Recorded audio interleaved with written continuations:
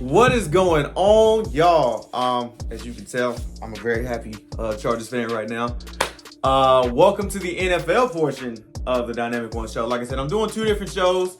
It's the same show, but I do two different segments. One is based on NFL, other one's based on college football. Once the NBA season rolls around, you'll get videos about that as well.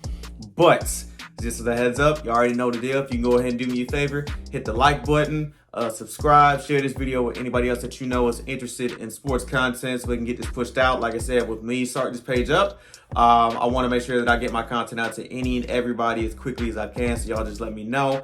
If you got any questions, I'll be more than happy to answer them. And before we get started, I'm going to go ahead and say leave a comment down below on what your expectations are for your team this year. All right.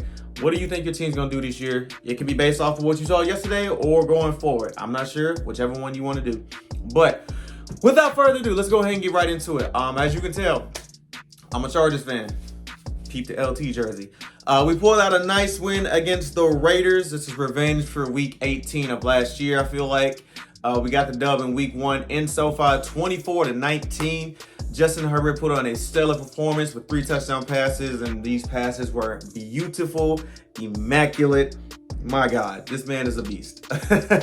And then looking at Khalil Mack in his Chargers debut, the man had 3 sacks with a crucial sack coming towards the end of the game to put the game away against the Raiders. And man, am I happy to have that man in LA. This is insane. It's a breath of fresh air. We got, Khalil on one side, Joey on the other.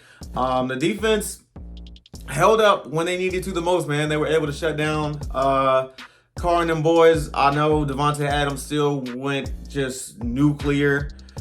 Well over 100 yards. I think it was like 140, something like that. And then a touchdown. This man is the real deal. And for anybody who wants to sit here and say that he's still not the number 1 receiver in football, I kind of want to question where your head is at. Like, I'm just saying. No disrespect to Cooper Kupp, but I feel like for me, it's Devontae and then Coop. Just how it is. But yeah, we were able to take the dub week 1 without J.C. Jackson. I know the defense was able to go out there and get 3 picks against Derek Carr and the Raiders. They played well. Some times where I feel like we could have played a little bit better. Like I said, a lot of passes that were kind of thrown by Carr were a little bit easier than anticipated because I know Adams getting off the ball was ridiculous with his route running. Darren Waller also making his way down the field. Hunter Renfrow, Derek Carr's obvious targets. So those are actually pretty good throws. And, it is nice to see that our defense was able to step up when they did. But we got a quick turnaround as we get ready to face the Chiefs on Thursday night. Although I'm pretty sure Keenan Allen will not be playing that game. He did leave the game with a hamstring injury. And I haven't heard the timetables yet on what his return is going to be like. He may play, he may not. But I would imagine with it being such a short turnaround, he's probably going to stay sidelined for this week. And hopefully we bring him back for week 3. So, and then who knows, maybe J.C. Jackson will be out there Thursday. I'm not 100% certain, but again, you never really know. Like I said, we were able to take the dub 24-19. So, I didn't like the fact that our offense kind of got stagnant the second half. Like I said, we got to 24 points, and then that's all we can muster. I know a couple of those turnovers that we had against Derek Carr and the Raiders, we were not able to capitalize as far as moving the ball down the field and getting it in the end zone. We let the Raiders hang around. Not too big of a fan of that. So I would imagine that the next time we play them, that'll get shored up because it's going to be a while before we play them again. But keep in mind, we got to play Patrick Mahomes and the Kansas City Chiefs coming up next. And what did Patrick Mahomes do? Just throw for 5 touchdowns against the Arizona Cardinals. And again, a lot of people are wanting to write off this team, the Chiefs. I don't know why. They've won the division for the past 6 years. They still got Patrick Mahomes back there at quarterback. Tyreek Hill's gone. I understand that. But Travis Kelce's still out there. They still got a plethora of weapons. Juju. They got the rookie Isaiah Pacheco. Fortson is another one that caught his first touchdown pass as well. Chiefs are not going to be an easy opponent, plain and simple. But I do like the fact that we We're able to get a dub in the division week 1, so that sets the standard up for us. That sets us a good precedent, and hopefully we can walk out of there Thursday, week 2 with a win and be up 2-0 in the division. I like what Justin Herbert was able to do. He spread the ball around pretty well. Xander Horvath got a touchdown catch, his first as an NFL rookie, so shout out to him. Congratulations. DeAndre Carter and Gerald Everett got their first touchdowns as well as Chargers. And like I said, running game was okay.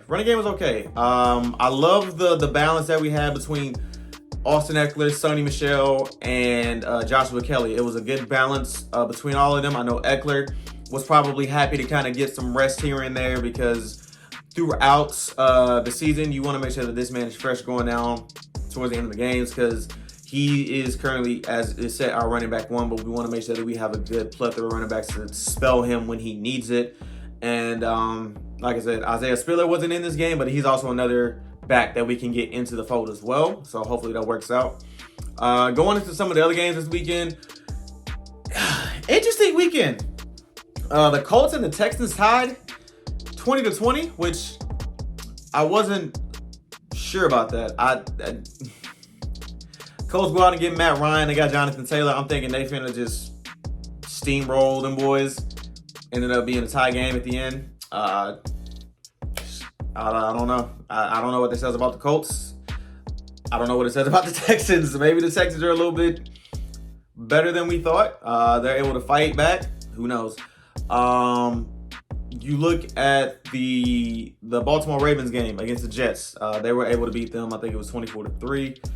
That game was a little bit ugly to start, but Lamar and the boys picked it up. You know, they did what they needed to do. They went out there, dominated, got the dub. Lucky enough for Lamar. This is the last year of his contract. They didn't reach an extension in the offseason, so he's playing on this year, and let's hope it pays off for him, man. I hope he gets his money. Looking at the Sunday night game, the Bucks just took the Cowboys to the woodshed. Unfortunately, Dak Prescott left that game hurt. If you haven't heard, he will be out for several weeks with a hand injury.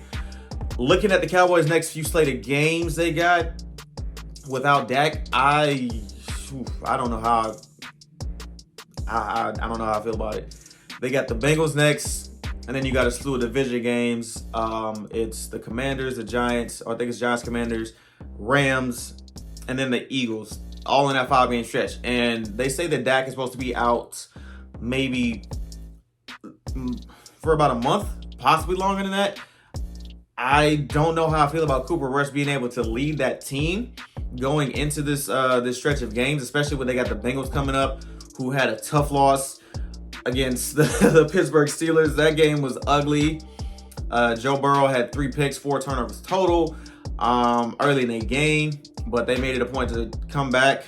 We're supposed to win the game. We're getting ready to win the game, and Minkah Fitzpatrick blocks the extra point. They go into OT, and Pittsburgh ends up pulling that game out. So maybe Pittsburgh is somebody that we need to be looking out for as a whole. The NFL needs to kind of keep an eye on Pittsburgh, because Mike Tomlin's going to keep fighting. He's going to make sure them boys are able to stay afloat. All right, so that's just kind of how that is. And then looking into the Monday night game, you got this today. I'm recording this on Monday. You got the Seahawks and the Broncos. Russell Wilson going up against his former team. I can imagine that emotions are going to be running high. And I think that Russ and the boys are going to cook. And this should be a runaway victory. But honestly, you just never know. You never really know. Because looking at the slate of games this past weekend, nothing is a given. The Broncos may surprise us and lay a goose egg and just play terrible. And the Seahawks may come out there. Geno Smith might light up the scoreboard. You just never know. But I'm going to go with the Broncos on this one. They're going to pull this out. It's going to end a crazy week 1 going into week 2. And we'll see how the rest of the season plays out. But that's all I got for today. If you guys could do me a favor, again, make sure you leave a like on the video. Comment how you feel like your team is going to do this season. And subscribe as well. Make sure you share the video as well. And we will be seeing more of these videos throughout the year. And I will see you guys next time. Peace out.